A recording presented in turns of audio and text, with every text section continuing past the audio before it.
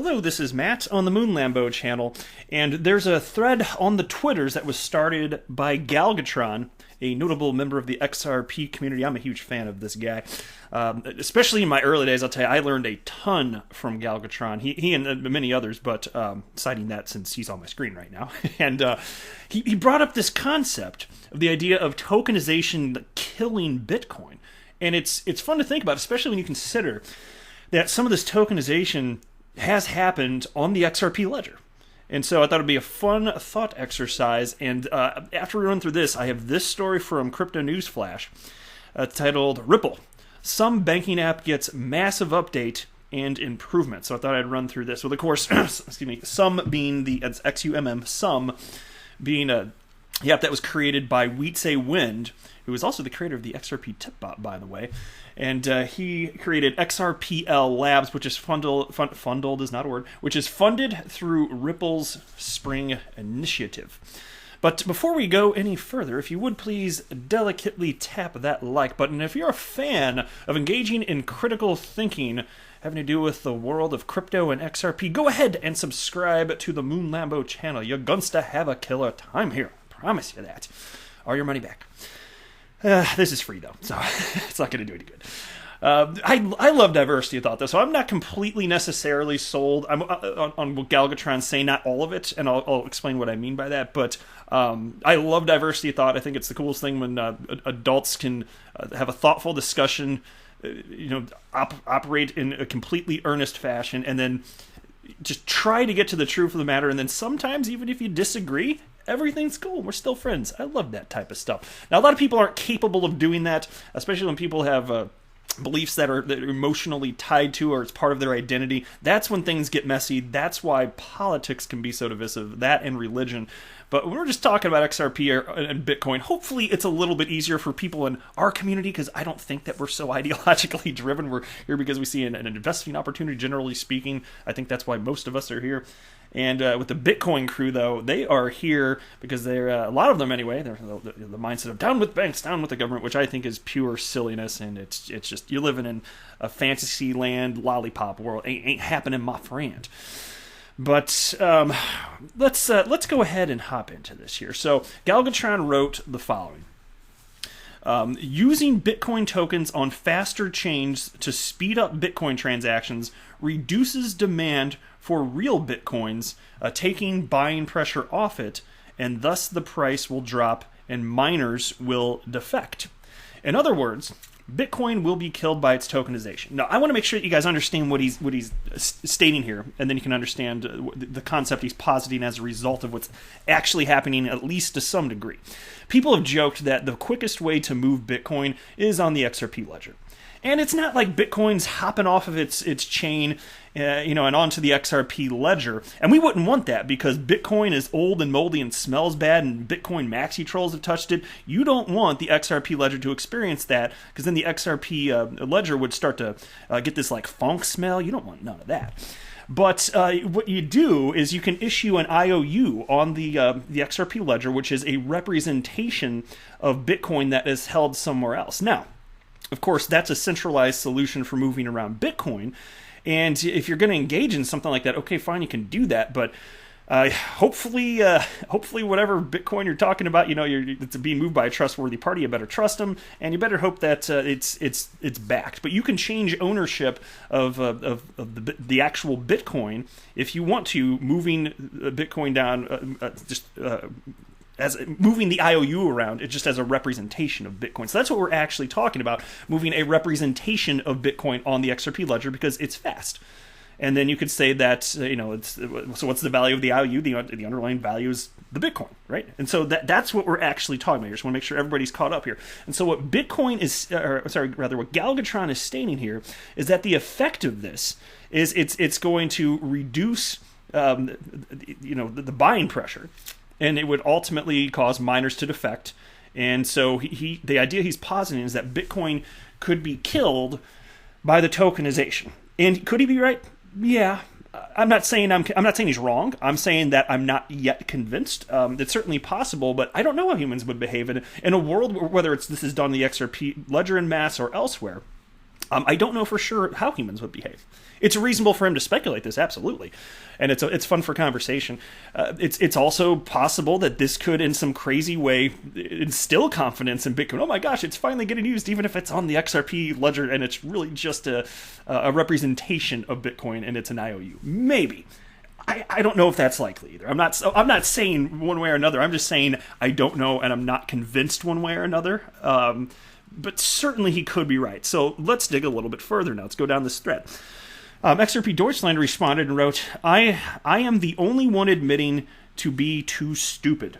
From my understanding, sending a Bitcoin on a faster chain means issuing an IOU that needs to be redeemed on the Bitcoin chain, so nothing changed, ?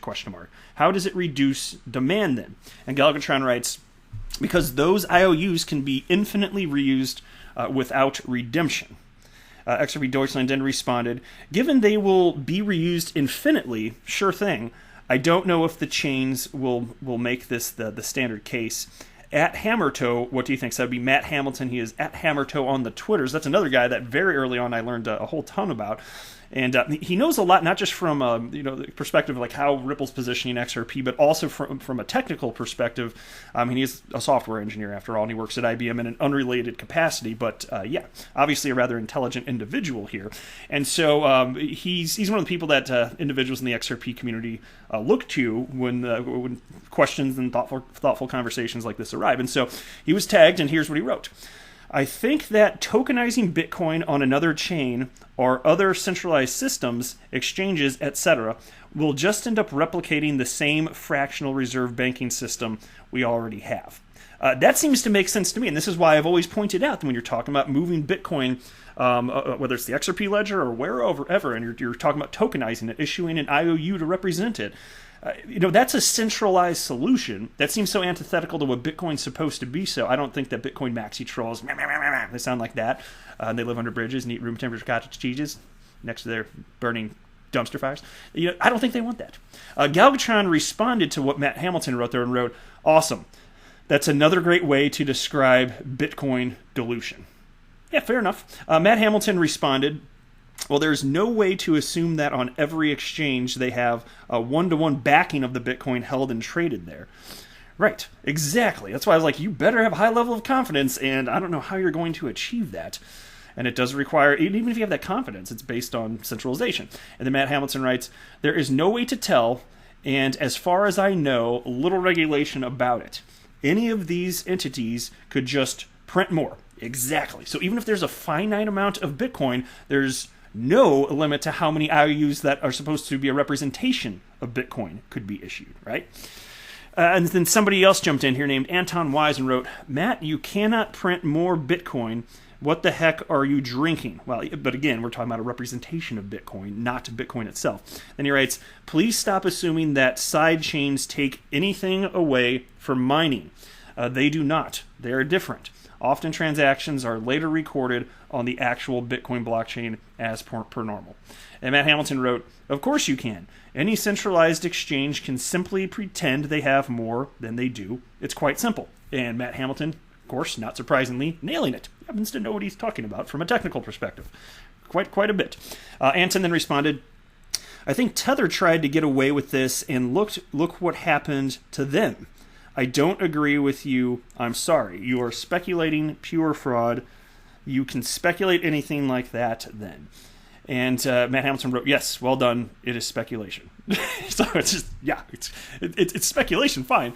But I think this Anton fellow has a misunderstanding of some of what was being discussed here, especially as far as what Bitcoin moving once tokenized on another chain, how that functionally works. I think that he's kind of missing that piece there, which is core to understanding this.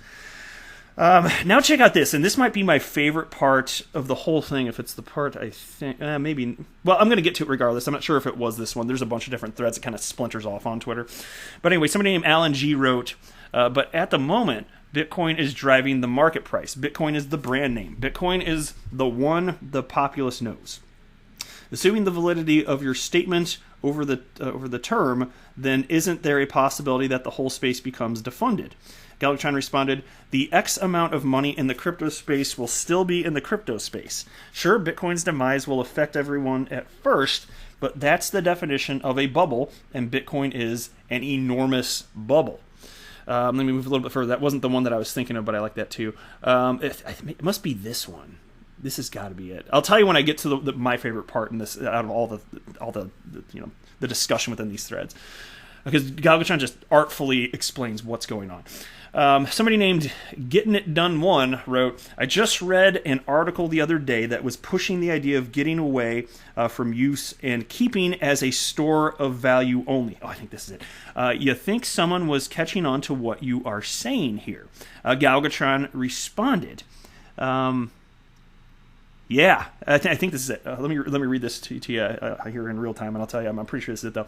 Galvatron responded by writing, I don't think they get that the value is a direct consequence of utility. Listen up, guys. This is so perfect. This is why it goes back to my entire investment thesis for XRP, which is that utility matters and will win the day. So again, Galvatron writes the following, I don't think they get that the value is a direct consequence of its utility. A store of value means nothing if nothing is driving value into it. Oh my God, he's killing it here. This is the one I was talking about. Having a bunch of Bitcoin tokens circulating isn't adding value to Bitcoin itself. It just plunders the value it has. Nailed it. Absolutely artfully nailed why the store of value narrative doesn't make sense to me. It does not compute. If Bitcoin doesn't functionally do anything else, then where's the value? You know, saying it has a store value because there's currently a price associated with it doesn't do it for me. You know, because you're talking about Bitcoin, you know, using it as a store value, and you can say that that's a use case. Well, that's a use case for broadly for the crypto asset class. But my gosh, if it's not doing anything else, it's not driving value. How is that going to be sustainable? And then somebody named Santiago Velez jumped in and wrote, it's even worse considering Bitcoin is both a pairing for a vast number of digital assets / tokens and requires fiat infrastructure. The value leakage to both exchanges and utility / ASIC manufacturers. Inflows have to exceed outflows, otherwise that value isn't stored. End game. And Galvatron responded, exactly. It's a hot air balloon, not a mountaintop. Ding, ding, ding. Now, I agree with Galvatron completely on this. This is my favorite part that came out of this whole thread. Could I be wrong about this? And the way that I suspect things are going to go, maybe that's not the way it pans out, and somehow Bitcoin ends up having some sort of staying power purely by the fact it was the first cryptocurrency. Maybe, but I find that very unlikely. My suspicion is that will not be the case. If Bitcoin doesn't ultimately do something, I don't know how it has infinite staying power purely because it's the first. Because when smarter money comes in and they see that particular cryptocurrencies are actually being used, what do you think that institutional investors ultimately will have more confidence in? The first cryptocurrency that functionally does nothing are cryptocurrencies like XRP that are used by businesses. What do you think? I mean, you choose that for you because I'm not offering financial advice. I'm just sharing my opinion here. All right, next, I'm going to be brief with this one. There's not a ton to say, but I did want to highlight this since it's in the news. Some banking app gets massive update and improvements. The chief developer of XRPL Labs, Wietse Wind, has announced that the XUMM banking app has received a massive update with over 60 fixes. XUMM is a decentralized app that is intended to replace classic online banking and expand it with cryptocurrencies such as XRP. And there's the tweet indicating as much on the screen right there. So he's still getting to work right now. Well done, Mr. Wietse Wind. Now, I'm going to wrap up the video here, but I would really love to hear what you guys have to say, in particular, just through this little critical thinking exercise that we've engaged in this video. Do you think that Galvatron's right on a couple different points? This idea of tokenization of Bitcoin ultimately potentially leading to its demise. Do you think that he's also more likely than not correct about this concept of store value, meaning nothing of value isn't actually being driven? Tell me what you think. I would love to hear from you. It's a fun discussion here, so jump on in. You don't have to just be a spectator. But that is it for this one. I am not a financial advisor. Do not buy or sell anything because of anything that I say or write. That would be a very, very, very bad idea. Until next time, to the moon, Lambo.